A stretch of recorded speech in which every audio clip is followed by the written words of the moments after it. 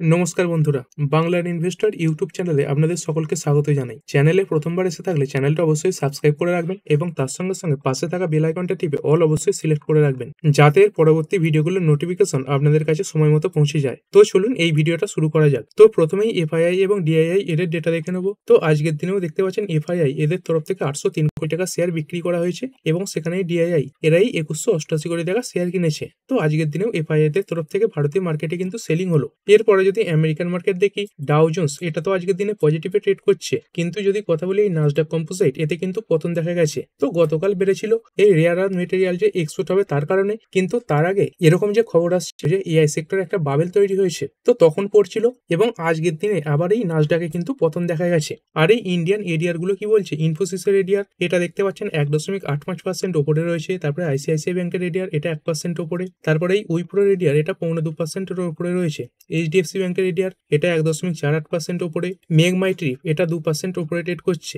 যাত্রা অনলাইন এটা 8.28% বাড়া। তারপরে ডক্টর রেড্ডি ল্যাব এটা 1.85% উপরে রয়েছে। মানে বেশিরভাগ ইন্ডিয়ান এডিআর কিন্তু পজিটিভে ট্রেড করছে। এরপরে যদি কথা বলি ডোনাল্ড ট্রাম্প, তো এর আগের ভিডিওতে আলোচনা করেছিলাম যে ডোনাল্ড ট্রাম্প বলছেন ইন্ডিয়ার উপর এই যে ট্যারিফ সেটা তিনি কমাতে পারেন, এবং তার আগে কি শর্ত দিয়েছিল যে রাশিয়ার তরফ থেকে এই ক্রুড অয়েল কেনা কমাতে হবে বা বন্ধ করতে হবে। তো ইন্ডিয়ার তরফ থেকেও কিন্তু সেরকমই ডেটা দেখা যাচ্ছে। তো দেখতে পাচ্ছেন এই ডিসেম্বর মাসের জন্য ইন্ডিয়ায় রাশিয়ান যে ক্রুড অয়েল সেটা কেনা কিন্তু অনেকটাই কমিয়ে দিয়েছে। তো তারপরে দেখতে পাচ্ছেন ট্রাম্পের তরফ থেকে কিন্তু এরকম বয়ান সামনে এসেছে। তবে এই ট্রেড ডিল সেটা কিন্তু এক্ষুনি হচ্ছে না, কারণ এই ইউএসএ সুপ্রিম কোর্টে ট্রাম্পের যে ট্যারিফ সেই নিয়ে একটা কেস চলছে। তো এর আগে যখন হিয়ারিং হয়েছিল তখন ইউএসএ সুপ্রিম কোর্ট তার এই ট্রাম্পের ট্যারিফের ব্যাপারে অনেক কিছু প্রশ্নও কিন্তু তুলেছিল। তো এরপরে যে ডেট সেটা রয়েছে ডিসেম্বর মাসের প্রথম দিকে। তো তার আগে এই যে ট্রেড ডিল সেটা হওয়ার সম্ভাবনা কিন্তু খুবই কম রয়েছে। আর এরপরে কথা বলবো, গতকাল তো দেখেছেন দিল্লিতে একটা বড় ব্লাস্ট হয়েছে। তো মোদিজি তিনি তো ভুটান সফরে ছিলেন, তো সেখান থেকে তিনি বলেছেন all responsible will ব্রট to justice, মানে যারা দোষী রয়েছে তারা তো শাস্তি পাবে, এরকমটা কথাই কিন্তু তিনি বলেছেন। এবং ইন্ডিয়ান যে পুলিশ ডিপার্টমেন্ট রয়েছে তারা এই যে ব্লাস্ট রয়েছে সেটার ব্যাপারে তদন্তও কিন্তু চালাচ্ছেন। তো এসব ব্যাপারে সাধারণত কি হয়, কোনো একটা জঙ্গি গোষ্ঠী এই হামলার যে দায় সেটা স্বীকার করে নেয়। তো সেরকম কোনো জঙ্গি গোষ্ঠী এখনো কিন্তু সেরকম দায় স্বীকার করেনি। তো তার মানে কি, মানে ইন্ডিয়ান পুলিশ এখন এই যে যোগসূত্র সেটা খুঁজছে। তো এবার খতিয়ে দেখা হবে কারা এই ব্লাস্টের সঙ্গে যুক্ত রয়েছে, এবং তার সঙ্গে সঙ্গে এটাও দেখা হবে তাদের সঙ্গে সরাসরিভাবে পাকিস্তানের কোনো যোগাযোগ আছে কিনা। তো দেখতে পাচ্ছেন act of war government source say operation Sindoor on after Delhi blast, যদিও এটা এখন এই রিপোর্টের মাধ্যমে সামনে আসছে। তো এর আগে যখন এই পেহেলগাম হামলা হয়েছিল তখন এটাই বলা হয়েছিল এরপরে যদি পাকিস্তানের তরফ থেকে ইন্ডিয়ার উপর কোনো অ্যাটাক হয় সেটাকে কিন্তু অ্যাক্ট অফ ওয়ার হিসেবে ধরা হবে, এবং তারপরে এই যে অপারেশন সিন্দুর সেটা কিন্তু আবার চালানো হবে। তো এটাও বলে রাখি, এই যে অপারেশন সিন্দুর সেটা কিন্তু এখনো ক্লোজ হয়নি, এটাকে জাস্ট পজ করে রাখা হয়েছে। তো এই গভর্নমেন্ট সোর্সের মাধ্যম থেকে এটাই জানা যাচ্ছে যদি এই হামলার মধ্যে পাকিস্তানের কোনো যোগসূত্র ধরা পড়ে তাহলে কিন্তু এই যে অপারেশন সিন্দুর সেটা কিন্তু আবার চালু করা হবে। আর আজকের দিনে এই ইন্ডিয়ান মার্কেট ওপেনিং এ সেরকম একটা প্রভাব দেখা গিয়েছিল। প্রথমে তো অনেকটাই ডাউন হয়েছিল, তারপরে যদিও রিকভার করে পজিটিভে বন্ধ হয়। তবে যদি দেখেন পাকিস্তানের যে মার্কেট রয়েছে এই করাচি 100, তো সেখানে দেখতে পাচ্ছেন আজকের দিনে কিন্তু প্রায় 2.27% পতনও দেখা গেছে। তো এটাই কিন্তু এর পেছনের প্রধান কারণ। এবং এর সঙ্গে সঙ্গে এটাও যদি কথা বলি, যখনই এর আগে এরকম কোনো খবর এসেছে মানে পাকিস্তান এবং ভারতের যে সম্পর্ক সেটা আরো খারাপের দিকে গেছে, তখন কি হয়েছে, ইন্ডিয়ার যে ডিফেন্স কোম্পানিগুলো সেইগুলো কিন্তু ভালো ট্রেড করেছে। তো এখানে দেখতে পাচ্ছেন, তো সেরকমই হয়েছে। দেখতে পাচ্ছেন Delhi Red Fort blast impact এমটারটেক other defence shares rise up to 6%। তো এটাই মনে করছেন অনেকে যে আজকে ডিফেন্স স্টকগুলো বেড়েছে, তার পেছনে কিন্তু এই যে দিল্লির ব্লাস্ট সেটাই কাজ করছে। তো যদি দেখেন বেশিরভাগ ডিফেন্স স্টক আজকে কিন্তু সবুজেই বন্ধ হয়েছে। তো এই যে নীল সেইগুলোই পজিটিভ দেখতে পাচ্ছেন। অ্যাপোলো মাইক্রোসিস্টেম এটা 5%-এর আপার সার্কিট। তো বেশিরভাগই যদি দেখেন একটা দুটো বাদ দিয়ে সবই কিন্তু আজকের দিনেই সবুজেই বন্ধ হয়েছে। এবং এর আগে যখন এই অপারেশন সিন্দুর হয়েছিল তখনও কিন্তু আমরা দেখেছিলাম এই ডিফেন্সের কোম্পানিগুলো প্রায় এক মাস কিন্তু টানা র্যালি দিয়েছিল।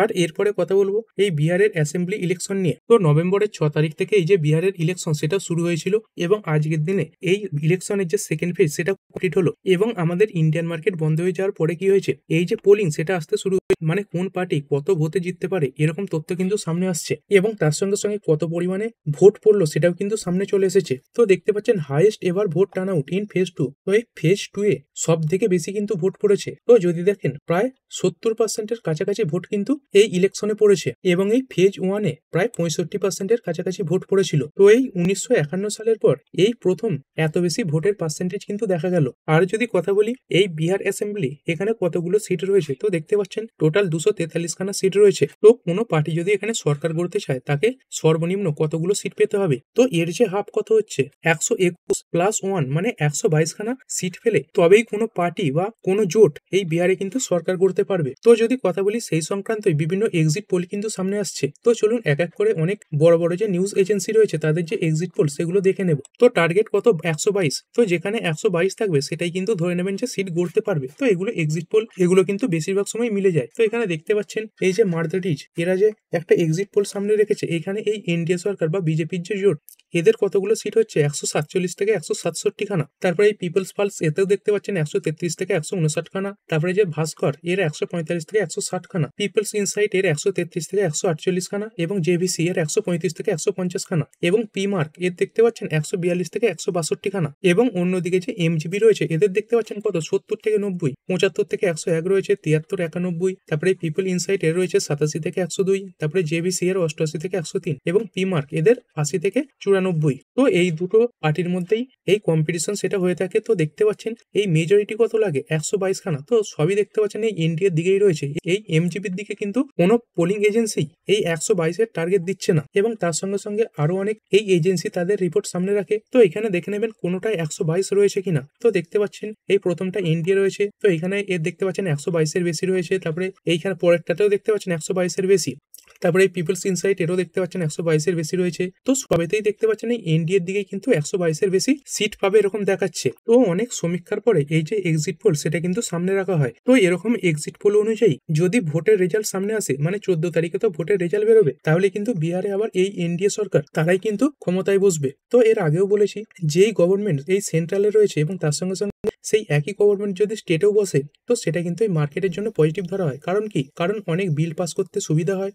তো ধরুন এই সেন্টার কোন একটা বিল নিয়ে এলো, তো সেখানে স্টেট এরা কিন্তু খুব সহজেই সেই যে বিল সেখানে সাইন করে এবং যার ফলে খুব সহজেই সেই যে বিল সেটা পাস হয়ে যায়। তো দেখতে পাচ্ছেন মোটামুটি মার্কেটের ফেভারেই কিন্তু এই যে এক্সিট পোল সেটা সামনে আসছে। তো আপনি বুঝবেন কিভাবে যে এই এক্সিট পোলকে মার্কেট কিভাবে নেবে, তো তার জন্য আমাদের যে গিভ নিফটি এটা দেখতে হবে। তো গিভ নিফটি কেমন পারফর্ম করছে দেখতে পাচ্ছেন, গিভ নিফটিতে কিন্তু একটা শার্প র্যালি দেখা গেছে। যদি পার্সেন্টেজ ওয়াইজ দেখেন তাহলে দেখতে পাচ্ছেন এই গিভ নিফটি এটা কিন্তু প্রায় 1%-এর কাছাকাছি বেড়ে গেছে। তো আপাতত এরকম ডেটা যদি বজায় থাকে তাহলে আগামীকাল মার্কেটে কিন্তু একটা তেজি আসতে পারে। এবং এরই সঙ্গে সঙ্গে এই সিপ রিলেটেড অনেক তথ্য সামনে আসছে, মানে মিউচুয়াল ফান্ড রিলেটেড। তো দেখতে পাচ্ছেন এই অক্টোবর 2025-এ এই 29,529 কোটি টাকা এই সিপের মাধ্যমে কালেক্ট করা হয়েছে এবং এটাই দেখতে পাচ্ছেন হাইয়েস্ট এভার হয়েছে। তো যদি এই মাসে দেখেন দেখতে পাচ্ছেন এই অক্টোবর এখানে দেখুন 29,529 কোটির এই সিপ ইনফ্লো। এর আগে কত ছিল 29,361 কোটি, তার আগে এই 28,265 কোটি, মানে এটাই কিন্তু এখনো পর্যন্ত হাইয়েস্ট রয়েছে। আর এটা তো গেল টোটাল সিপের পরিমাণ। আর এই ইকুইটি মিউচুয়াল ফান্ড এইখানে কত ইনফ্লো এসেছে, তো যদি দেখেন এই ইকুইটি মিউচুয়াল ফান্ড এইখানে যে ইনফ্লো সেটা কিন্তু 19% ডাউন হয়েছে। তো কত এসেছে 24,691 কোটি টাকা। এবং কোথায় কোথায় ইনফ্লো এলো, তো দেখতে পাচ্ছেন মাল্টি ক্যাপ ফান্ড এইখানেই 2,500 কোটি টাকার ইনফ্লো এসেছে। তারপরে লার্জ ক্যাপ এইখানেই 971 কোটির ইনফ্লো। তারপরে large and mid cap fund এখানে 3,177 কোটি টাকার ইনফ্লো এসেছে। মিড ক্যাপ এসেছে 3,807 কোটি টাকার ইনফ্লো। তারপরে স্মল ক্যাপ এখানে 3,476 কোটি টাকার ইনফ্লো এসেছে। তারপরে ভ্যালু ইল্ড ফান্ড এইখানে সামান্য কমেছে। তারপরে এই ভ্যালু ফান্ড কন্ট্রা ফান্ড এইখানে 368 কোটির ইনফ্লো এসেছে। ফোকাসড ফান্ড এইখানে 939 কোটির ইনফ্লো। তারপরে সেক্টরাল থিমেটিক ফান্ড এইখানে এসেছে 1366 কোটি টাকার ইনফ্লো। ইএলএসএস এইখানে 665 কোটি টাকা আউটফ্লো হয়েছে। এবং সব থেকে বেশি ইনফ্লো কোথায় এসেছে এই ফ্লেক্সি ক্যাপ ফান্ড। তো বুঝতে পারছেন এই খারাপ মার্কেটেও ভালো পরিমাণে ইনফ্লো কিন্তু এই মার্কেটে আসছে এবং সব থেকে বেশি টাকা এসেছে এই ফ্লেক্সি ক্যাপ ফান্ডে। এবং এরই সঙ্গে সঙ্গে যদি গোল্ডের কথা বলি, তো এই গোল্ডে ইনফ্লো এটা এর আগের মাসের তুলনায় সামান্য কমেছে। কত এসেছে 7,743 কোটি টাকা। তো এর আগের মাসে সেপ্টেম্বরে এই যে ইনফ্লো এটা কত ছিল 8,363 কোটি টাকা। তো তারপরে দেখতে পেয়েছেন আস্তে আস্তে সোনার যে দাম সেখানে প্রেসার তৈরি হয়েছে এবং তার সঙ্গে সঙ্গে এই যে ইটিএফ সেগুলো অনেকটা করে পড়ে গেছে। তো তার কারণে এই যে ইনফ্লো সেটার আগের মাসের তুলনায় কিছুটা কিন্তু কমেছে। এই 7,743 কোটি টাকার ইনফ্লো এসেছে। তবে যদি কথা বলি আগস্ট মাসে এই যে ইনফ্লো সেটা কিন্তু প্রায় 2,500-এর কাছাকাছি ছিল। তো সেই তুলনায় এই যে বর্তমান ইনফ্লো এটা কিন্তু অনেকটাই বেশি। তো বুঝতে পারছেন সোনার দামে যেহেতু আস্তে আস্তে পতন দেখা যাচ্ছে, সেই কারণে কিন্তু এই যে নেট ইনফ্লো সেটাও আস্তে আস্তে কিছুটা কমেছে। আর এরপরে যদি আদানি গ্রুপের ব্যাপারে কথা বলি। তো দেখতে পাচ্ছেন Adani group plans to build ইন্ডিয়ার লার্জেস্ট ব্যাটারি স্টোরেজ সিস্টেম। তো আদানি গ্রুপ ইন্ডিয়ার মধ্যে সব থেকে বড় এই যে ব্যাটারি স্টোরেজ সিস্টেম সেটা তৈরি করতে চলেছে। তো এটা কোথায় হবে দেখতে পাচ্ছেন, এই খাদবা এখানে কিন্তু হবে। তো এর আগেও এটা দেখা গেছে যে আদানি গ্রুপ এবং তার সঙ্গে সঙ্গে এই যে মুকেশ আম্বানি এরা যেই সেক্টরে এন্ট্রি নেয় সেখানে কিন্তু পরে সরকারের তরফ থেকে অনেক সুবিধা পাওয়া যায়। তো আপনি চাইলে এখন এই যে ব্যাটারি স্টোরেজ সিস্টেম রয়েছে এই যে সেক্টর এটার উপরে কিন্তু ফোকাস রাখতে পারেন। তো এরপরে এরকম দেখতে পাবেন এই ব্যাটারি স্টোরেজ সিস্টেম সংক্রান্ত সেক্টরে অনেক কিছু ছাড়পত্র দেওয়া হবে এবং সরকার থেকে অনেক বড় বড় প্ল্যানও কিন্তু ঘোষণা করা হবে। এরপরে একটি কোম্পানি ইন্টারগ্লোব এভিয়েশন লিমিটেড আজকের দিনে 3.55% বেড়ে বন্ধ হয়েছে। তো কি খবর সামনে এসেছে, তো দেখতে পাচ্ছেন এই ইন্ডিগো এই কোম্পানিটা এই চায়নার সাউদার্ন এয়ারলাইন্স এদের সঙ্গে একটা পার্টনারশিপ করেছে। তো তারপরে কিন্তু 4% বেড়েছে। তো এর আগে কি হয়েছিল, কোভিড এর সময় এই চায়নার সঙ্গে ইন্ডিয়ার যে ডাইরেক্ট ফ্লাইট সেটা কিন্তু বন্ধ করে দেওয়া হয়েছিল এবং তারপরে বর্তমানে আমেরিকার সঙ্গে সম্পর্ক খারাপ হওয়াতে এই চায়নার সঙ্গে যে সম্পর্ক সেটা একটু মজবুত করার চেষ্টাও করা হচ্ছিল এবং অনেক ক্ষেত্রে সেটাও হয়েছে। তো তার যে প্রথম ধাপ সেটা এটাই নেওয়া হয়েছিল যে ভারতের সঙ্গে চায়না সরাসরি যে ফ্লাইট সার্ভিস সেটা চালু করা হবে। তো দেখতে পাচ্ছেন ইন্ডিগো কমেন্সেস দিল্লি গুয়ানজৌ ফ্লাইট, মানে দিল্লি কিন্তু এই দিল্লি এবং চায়নার মধ্যে যে ফ্লাইট সার্ভিস সেটা চালু করা হবে। তো এই খবরে কিন্তু স্টকে আজকে ভালো জাম দেখা গেছে। এরপরে যদি Q2 রেজাল্ট নিয়ে কথা বলি, তো অনেক কোম্পানি তাদের রেজাল্ট পেশ করেছে। তো প্রথমে কথা বলবো বোস লিমিটেড। তো কোম্পানির নাম্বার কেমন এলো, মোটামুটি ভালোই বলতে পারেন। সেলস এই 4,394 কোটি থেকে বেড়ে 4,795 কোটি, এটা কোয়ার্টারলি বেশি। এবিটা এটাই 560 কোটি থেকে বেড়েছে 617 কোটি, এটা কোয়ার্টারলি কিছুটা ডাউন হয়েছে। এবং যদি নেট প্রফিটের কথা বলি তো এই 536 কোটি নেট প্রফিট, ইয়ারলি সামান্য বেড়েছে 554 কোটি, কিন্তু কোয়ার্টারলি প্রায় হাফ হয়ে গেছে। তারপরে কথা বলবো সুগার সেক্টরে কাজ করা কোম্পানি ইটভারি লিমিটেড। তো এই কোম্পানি তার রেজাল্ট পেশ করেছে। তো সেলস দেখতে পাচ্ছেন 25% বেড়েছে 9,330 কোটি থেকে বেড়ে 11,624 কোটি, কোয়ার্টারলি অনেকটা বেশি। তারপরে এবিটা 959 কোটি থেকে বের হয়েছে 1198 কোটি, এটাও কোয়ার্টারলি অনেকটা বেশি। নেট প্রফিট 592 কোটি থেকে বের হয়েছে 766 কোটি, এটাও কোয়ার্টারলি অনেকটা বেশি এসেছে। তো সব দিক থেকে কোম্পানির যে নাম্বার সেটা ভালোই এসেছে।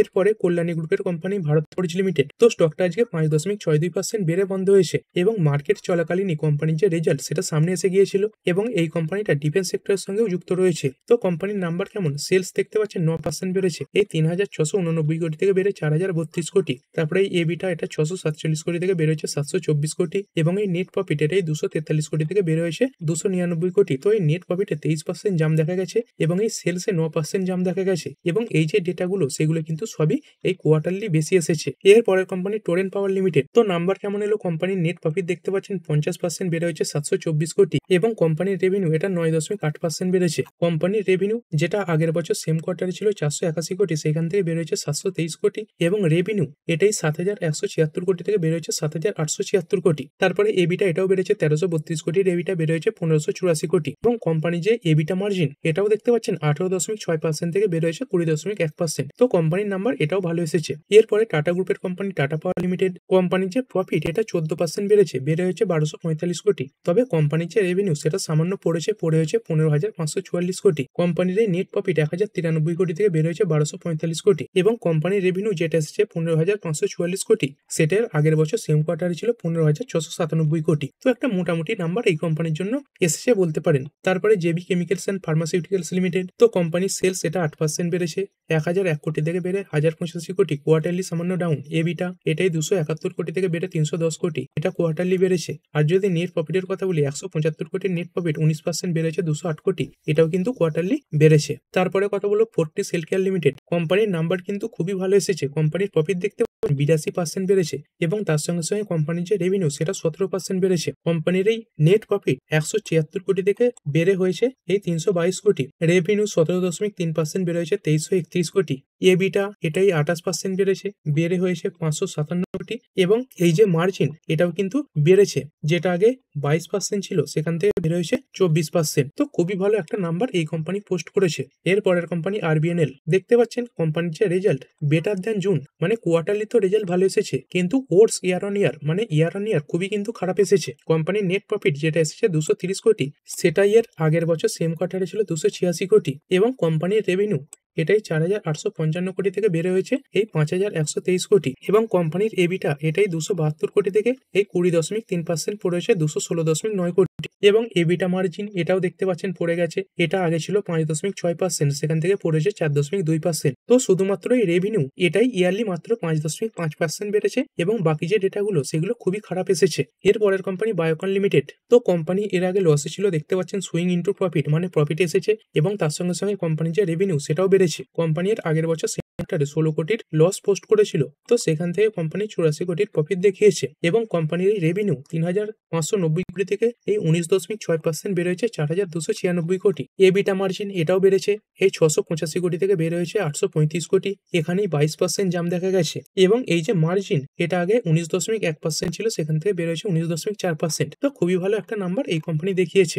এর পরের কোম্পানি ল্যান্ডমার্ক কার্স লিমিটেড। তো এই কোম্পানিটা কি করে থাকে? এই কোম্পানিটাকে গাড়ির যে রিটেল সেটা বলতে পারেন, মানে এই কোম্পানিটা নিজে গাড়ি তৈরি করে না, কিন্তু বিভিন্ন যে দামি দামি গাড়ি সেইগুলোকে এই কোম্পানি কিন্তু বিক্রি করে, মানে বিভিন্ন ব্র্যান্ডের গাড়ি এই কোম্পানি বিক্রি করে থাকে। তো কোম্পানির নাম্বার কেমন এলো? কোম্পানি দেখতে পাচ্ছেন প্রফিটেবল হয়েছে, মানে এর আগে লসে ছিল। তো কোম্পানি 1.2 কোটি প্রফিট দেখিয়েছে এবং কোম্পানির রেভিনিউ এটা 34% বেড়েছে। এর আগের বছর কোম্পানি সেম কোয়ার্টারে এই 0.02 কোটি টাকার লস পোস্ট করেছিল, সেখান থেকে কোম্পানি 1.18 কোটি প্রফিট দেখিয়েছে। কোম্পানির রেভিনিউ এটাই 907 কোটি ছিল, তো সেখান থেকে এই 33.5% বেড়ে হয়েছে এই 1211 কোটি। তারপরে এবিটা এটা দেখতে পাচ্ছেন 5.5% বেড়ে হয়েছে এই 54.1 কোটি। তবে এই যে মার্জিন এটা কিন্তু সামান্য কমেছে, এটা আগে ছিল 5.7%, সেখান থেকে কমেছে 4.5%। তো কিছু ডিসকাউন্টের কারণে দেখতে পাচ্ছেন টেম্পোরারি ডিসকাউন্ট এবং এই নতুন গাড়ির ওপর কিছু ইনসেন্টিভ দেওয়ার কারণে এই যে মার্জিন এটা কিন্তু সামান্য পড়েছে। আর এরপরে কিছু ইকোনমিক ডেটা দেখে নেবো। ইন্ডিয়ান রুপি দেখতে পাচ্ছেন কিছুটা শক্তিশালী হয়েছে,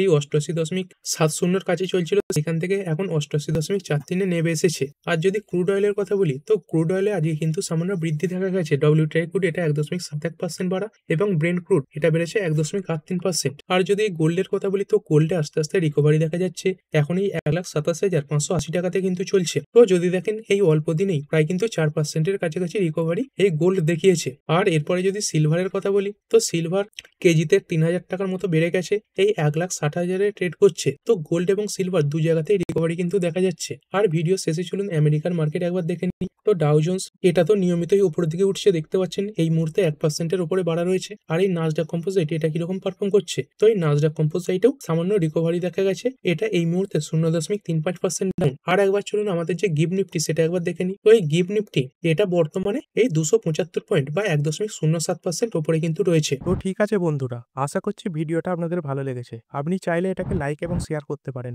আর শেয়ার মার্কেট সংক্রান্ত ডেইলি নিউজ আপডেট পেতে চ্যানেলটা সাবস্ক্রাইব করে রাখবেন এবং পাশে থাকা বেল আইকনটি টিপে অল অবশ্যই সিলেক্ট করে রাখবেন, যাতে পরবর্তী ভিডিওর নোটিফিকেশন আপনার কাছে সময় মতো পৌঁছে যায়। আর হ্যাঁ, ভিডিওটি শুধুমাত্র ইনফরমেশন এবং এডুকেশনাল পারপাসের জন্য বানানো হয়েছে। আমি সেবি রেজিস্টার্ড নই, তাই কোনো প্রকার শেয়ারে কোনো প্রকার বাই, সেল, হোল্ড বা অ্যাভারেজ করার কোনো সিদ্ধান্ত নেওয়ার আগে আপনার যে ফাইন্যান্সিয়াল অ্যাডভাইজার আছে তার সঙ্গে অবশ্যই আলোচনা করবেন। দেখা হচ্ছে পরের ভিডিওতে। ধন্যবাদ।